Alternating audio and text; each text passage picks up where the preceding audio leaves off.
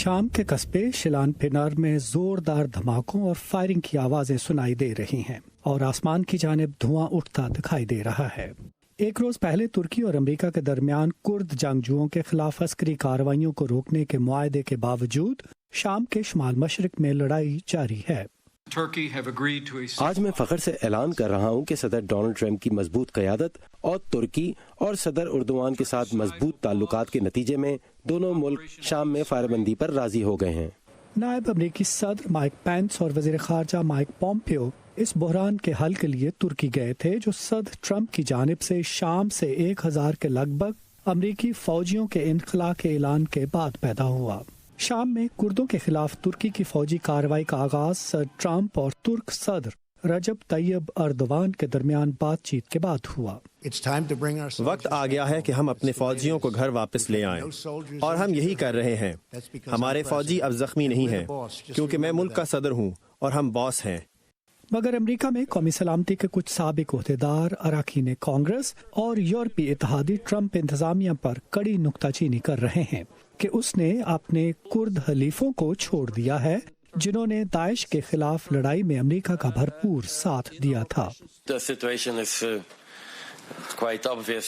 सूरत हाल आपके सामने है। ये जो जंग बंदी है, हम इसकी तवक्को नहीं कर रहे थे। दरअसल ये जंग बंदी नहीं बल्कि कुर्दों के हथियार डालने का मुतालबा है। मेरा ख्याल है कि हमें यहाँ इस्तकामत का मुजाहिरा करना होगा और हमें तुर्की पर जोर देना होगा कि वो फौरन अपनी कार्रवाइयाँ मुस्तकिल तौर पर बंद करे।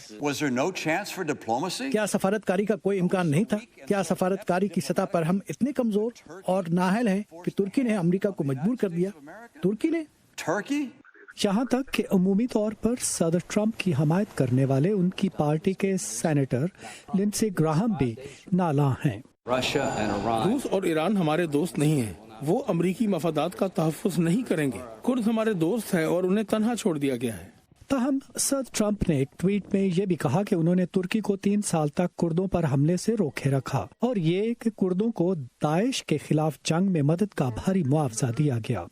उधर नई सूरत हाल के पेश नज़र कुर्द मलेशिया ने शाम के सदर बशारुल असद के साथ इत्तेहाद कर लिया है ताकि वो तुर्क दरअंदाजी रोकने में उनकी मदद करें, और रूस ने इस मुआहदे के लिए सालिस का किरदार अदा किया है।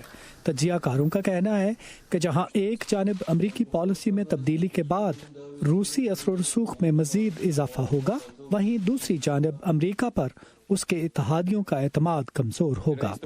नदीम याकूब, वॉइस ऑफ अमेरिका, वाशिंगटन।